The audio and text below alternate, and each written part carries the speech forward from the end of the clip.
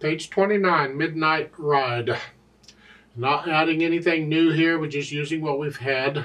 I want you to focus on the accents. Well, you need to always focus on accents when they're there, but it gives me an excuse to talk about natural accents. In music, we have accents that happen naturally. You feel these a lot when you're dancing to music. You feel the beat. Well, there's natural accents. Some beats just feel a little stronger than others. It just happens. That's why they're called natural accents. So the first beat of a measure is always the strongest natural accent. So in 4/4 time, it'd be 1, 2, 3, 4, 1, 2, 3, 4, 1, 2, 3, 4. You feel it. You don't force it. You feel it. And it's important when you're playing music that you do feel these natural accents. If you have to, you force them at first, but you want to get to where you just feel it, because if you'll feel it, you'll play it, and then whoever's listening will pick up on it. There's been many times when I've heard people playing, I can't tell where the beginning of a measure is because they're not feeling any natural accents, they're just trying to play notes. Yeah. In 3/4 time, it is 1, 2, 3, 1, 2. It's like a waltz. 1, 2, 3, 1, 2, 3. You just feel it. In this piece, they're forcing them by giving you an accent on the first beat of the measure. So they want a stronger. You don't feel it, now you force it. Here. You force it. 1, 2, and make sure you claps the wrist on these. Don't play with a stiff wrist. 1, 2, 3. Otherwise, if I felt it, it would do. It'd just be a hair louder because that's how 1, 2, 3, 1, 2, 3. Also, I just as well, since I don't have a lot to explain here, when we do the play with me, I always say off at the end. I say 1, 2, 3 off, or 1, 2, 3, 4 off, or whatever. And that's because a beat lasts a certain amount of time, and when it's ended, another beat starts.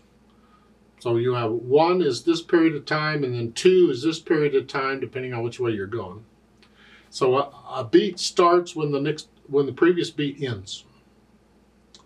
So it's always a 1, 2, 3, 1, 2, 3 here in 3/4 time. Well, at the end, at the last measure, there is no next beat.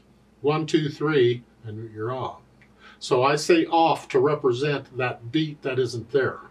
The idea is you lift up on off. You stop playing. If I don't say off, you'll only, like here, it's the dotted half note 3 counts. If I don't say off, you'll only hold that 2 counts. You'll go 1, 2, 3. And you'll come up on 3. Well, that's incorrect because you only held it down for 2 counts. It's got to be a full 3 counts. So it's a 1, 2, 3 off, and the off represents the 1 that isn't there. And you come up on it. It's important that you hold the notes down a certain length of time. I'm kind of sloppy about that sometimes, but don't be like me and sloppy. We'll try and do it right. It is 4 lines long. Treble and bass clef, 3/4 time, 3 beats in a measure, 4 quarter note gets a count. Now we got quarter notes and dotted half notes. Okay, now we're using this B and A notes in the left hand that we've been using. So let's go through and make sure we got the notes and the rhythms and all okay. And the left hand starts here on middle C. You remember that note is middle C now. We've had that since the beginning. And the right hand is second finger on E when it comes in, so it's here. So we're there, C, and again, drill yourself if you have to on the names of these notes. C, B, A, C, over and over until you get it. Remember the dotted half note is the same as 3 quarter notes. It gets 3 counts here. And then measure 5. 1, 2, 3. You get the idea? You go through and put all the notes and make sure you can play it.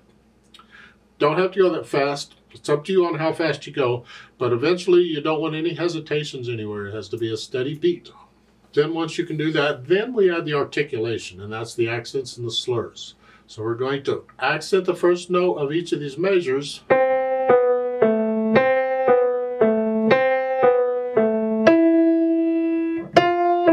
And the slurs, you're going to connect it and then lift up between the slurs. So at the end of the first line, lift up before you go on.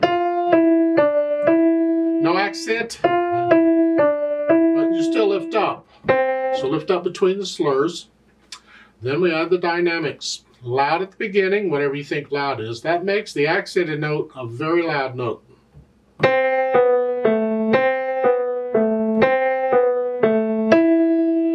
Until you get to measure 7, you're going to echo, because at measure 5 you're loud.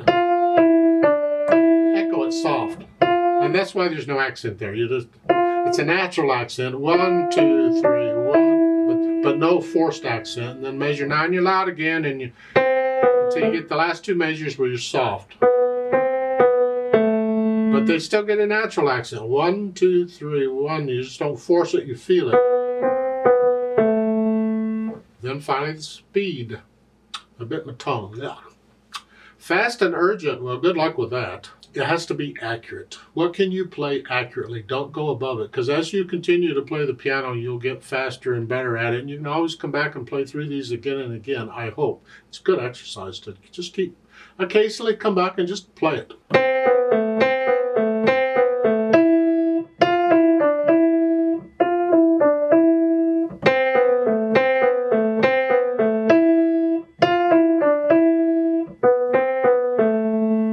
You have to take it at your fast, not mine. Don't copy me. You take it at your speed, and you can speed it up later as you get better.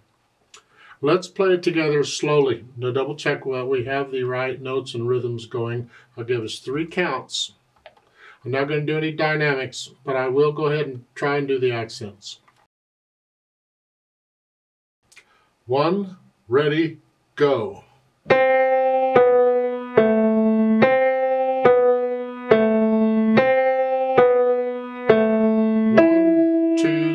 3. 2, 3. 2, 3.